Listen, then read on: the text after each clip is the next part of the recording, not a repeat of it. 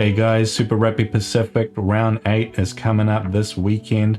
The team sheets are out. I've been going over them to have a look and see who's in, who's out, and I'll be making my predictions about how I think these games will unfold and what I think the score lines will look like. Coming up first on Friday night, we have the Chiefs versus the Reds in Hamilton. Home game for the Chiefs. Important note about this game is that it's expected to be raining on Friday, so this game, it could be happening in the wet.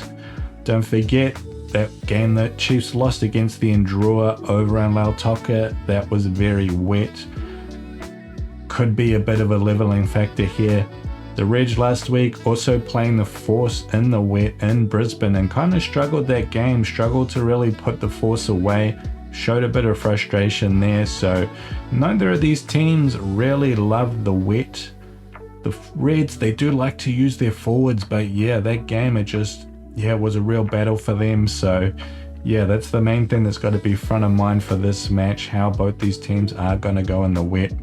Looking at the team list themselves though, Tupavai, he comes back onto the bench. Selby Rickett gets another start. He's there with our Koi. Still no Anton Leonard-Brown in the midfield for the Chiefs yet, but otherwise this is pretty much a full strength back line. And for the Reds, the big news is that Matty Fezler's back. Richie Asiata's been sort of filling in for him the last couple of weeks, but yeah, Fezler's back, so that's a big boost for them. Mick Wright and Harry Wilson are also back in the back row. They did not play last week against the Force, and yeah, these two, they're absolute beasts in the back row. They're really important personnel for the Reds, so that is a huge boost for them. Line has actually gone to the bench. Tom Liza, Harry McLaughlin-Phillips will be starting at 10, which is kind of interesting. And also Filippo Dalguna, he's been playing a lot of 13 these recent weeks, but he has gone back to the left wing. And another bit of big news as well, on the bench for the Reds, Jock Campbell. We haven't seen him since round 1. He's really important for the Reds, so it's great to finally see him back. At some point he will probably come on and replace Jeremiah Murray. So yeah, not a lot of changes for the Chiefs, who are pretty close to full strength anyway. But yeah, the Reds, even though they struggled last week against the Force, they have a lot of personnel back who will be giving them a huge boost. So this won't be the Reds team that struggled against the Force. Still though, it's really hard to go against the Chiefs at home, even if it's in the wet, even if it's a strong lineup for the Reds. I do think these teams are just kind of on different levels. The Reds, they've had a bit of a soft run so far. The Chiefs, they've had a tough run, but it hasn't been clean either. Even though there was only one serious hiccup that game they dropped against the Drua, we have seen them, you know, they don't look invincible. The Brumbies came over and sort of ran them close at home, and there's that 1 point game against the Blues who were struggling. So yeah, the Chiefs, they're not invincible. I don't give the Reds zero chance here, but I'm not going to go against the Chiefs in this one, and I'm going to tip them to take it out by 8 points, just because it's wet. Probably would be more otherwise. Second of the game of the week will be on the Saturday afternoon. It will be a home game for the Moana in Auckland. Conditions for Auckland actually look pretty good for the Saturday. So I expect this game, Moana versus the Waratahs, to be quite a open, running, fun game. Moana, they're coming off that huge win against the Crusaders, that massive upset in Christchurch. So yeah, that's going to be a massive boost in confidence for them this week. And in theory, the Tars, they're not a strong team. Moana, if they're able to blow the Crusaders away in Christchurch, they should be able to blow the Waratahs away as well. But I still need to see a bit more from Moana. One game doesn't make the season. So yeah, hopefully they kick on in this match as well and become a force to be reckoned with. But, we still got to see a bit more out of them. Looking at the teams, looks like a very similar team for Moana. The big news is probably that Miracle Whailangi is out. Tamoi Falau comes back in. He'll be on the right wing. That's a big boost to them. And I just noticed on the bench as well, Anisi, one of the Anisi brothers, is back, getting his first game of the season, will be coming off the bench. So yeah, that's another boost for Moana. And looking at the Waratahs, things are a little bit more interesting. One thing I noticed is that Dobbins and Heavens have swapped position. Heavens gone to the bench, Dobbins gets a start.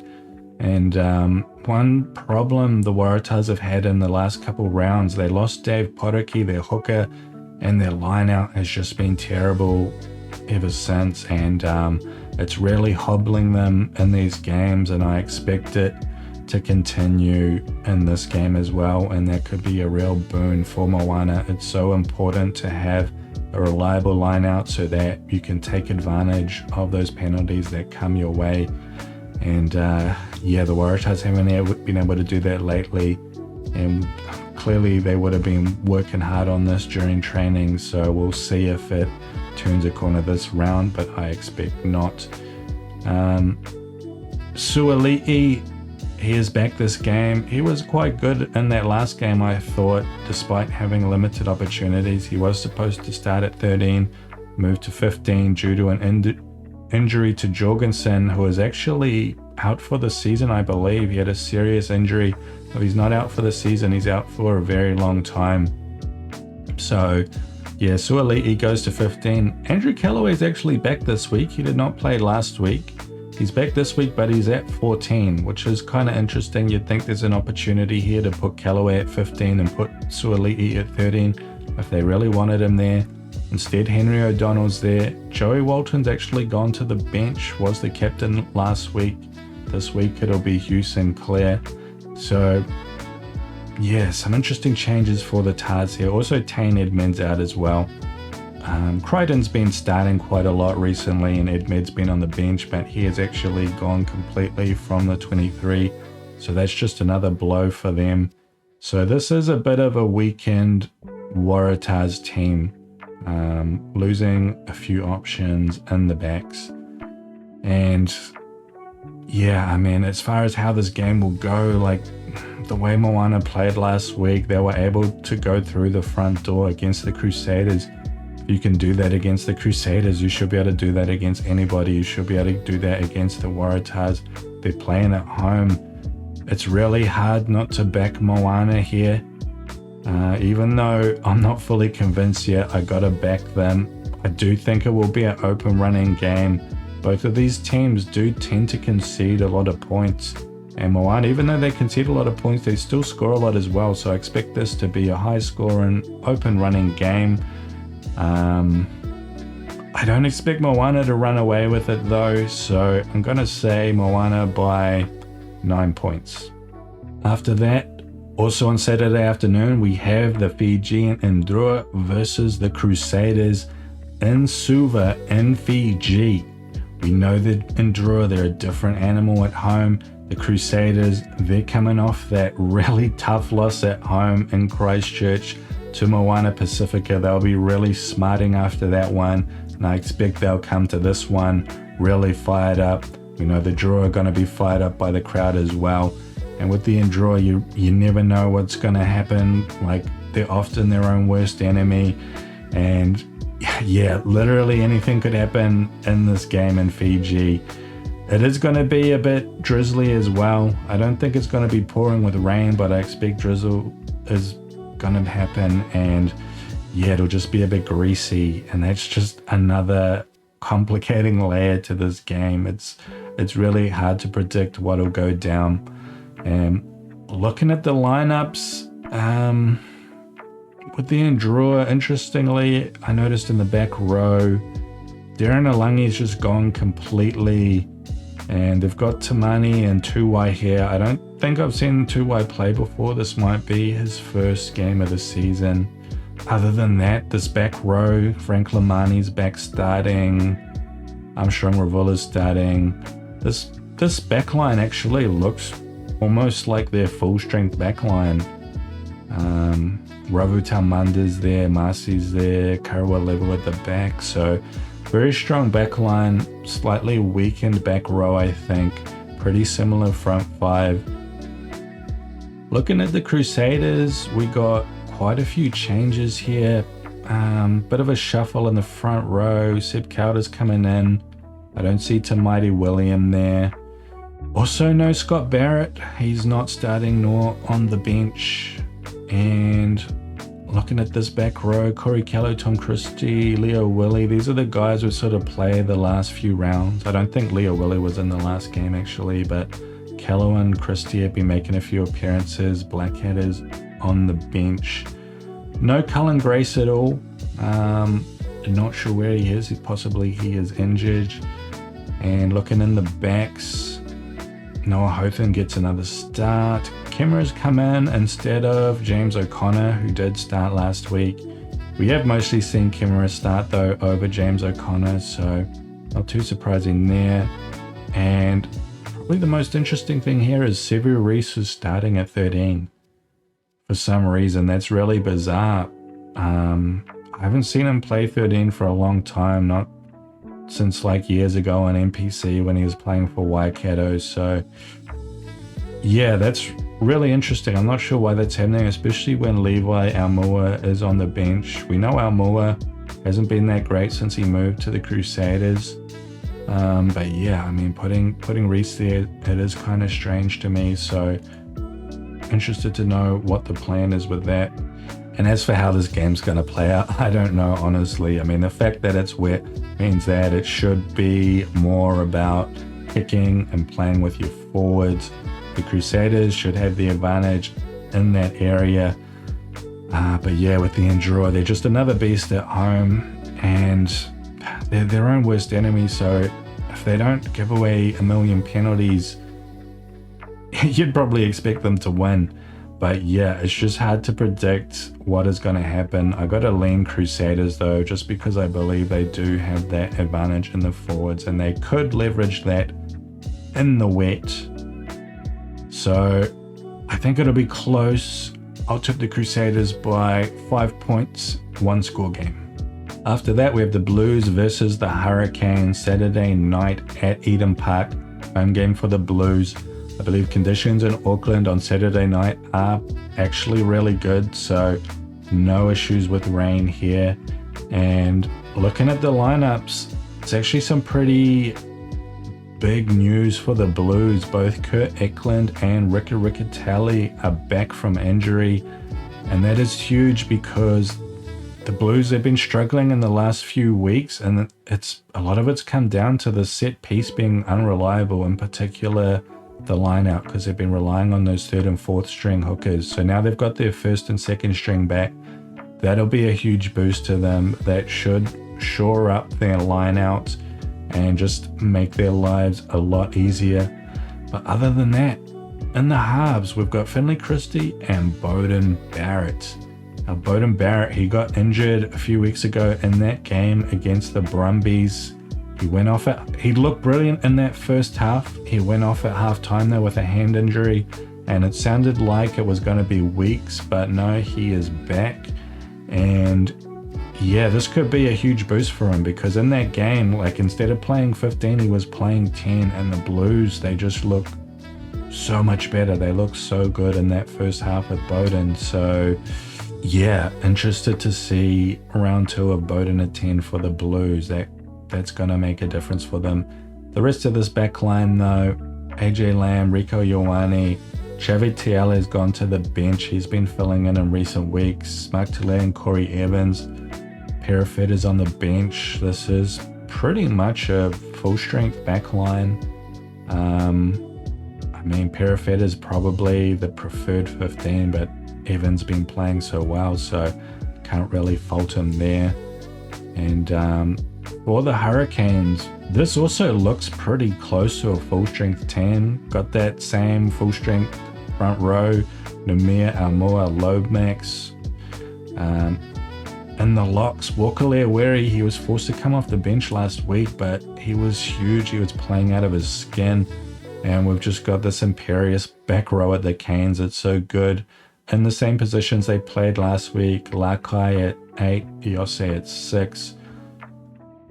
And yeah, Cam Roygaard's still there. The back line, it's the same as well. Looked very, very good last week. Ruben Love at the back. Kenny Naholo got 3 tries. Yeah, they really just need Billy Proctor back, and yeah, they're back to full strength pretty much. It's kind of hard to separate these teams because both of them have been struggling this year, but both of them have had injury problems as well, and it looks like both of them are sort of getting out of that injury deficit as well. Perhaps the Canes more so than the Blues, but still 2 strong teams going head to head in good conditions. Canes, they like to play that open game. Blues, they like to play that grinding forward game, but they haven't been able to get that going this year at all. But still, I mean, the Blues, they did already beat the Canes this year. It was a close game though. I think it was only 3 points in it, so I expect it'll be another close game again. Although one thing that impressed me about the Canes last week against the Tars, I mean, the Tars are not a strong team, but the way the Canes came out against them, the energy they brought on defense in those collisions between the forwards was huge. And that's the sort of thing you need to shut down the Blues. If you can win those collisions on defense, just stop their forwards from getting the game line, then the Blues, they really have no plan B and they start to look like a shambles. So yeah, if the Canes can bring that, that could be what makes the difference in this game. But yeah, with so many players returning for the Blues, and it's at home in Eden Park, which didn't seem to matter against the Crusaders. I mean, it's tough. It's tough to pick, but I am going to give it to the Blues. But again, very close, 1-score game. I'm going to say Blues by 3 points. And finally, we have the Western Force against the Highlanders. This will be in Perth on Saturday night, or an afternoon game for them. Conditions will be good, as they often are in Perth. And both of these teams, there's not a lot to say about the lineups. They look pretty similar. Ikuasi getting a start this week. I think that is a change. And for the Highlanders, probably the big name is De Groot. I don't believe he played last week, so that's a pretty big win for them. Should help them a lot at scrum time. Otherwise, yeah, it looks pretty much the same across the board. So with this game, how it's going to play out? Well, the Highlanders, they lost to the Brumbies last week in Canberra, but it was a very competitive game. They almost did steal it right at the end. It looked like the Brumbies put it away, but the Highlanders came right back just with that opportunism that they have, especially from the likes of some of their players, guys like Tangitau. That's a real asset to them, that they find it hard to bully teams up front, but they just can find these opportunities, and that keeps them in the fight. Against the Force, I mean, it is over in Perth, and the Force, they are a bit stronger at home, but I feel like the Highlanders, they should be on another level, and then the Force, they should be able to take them on even in their home territory.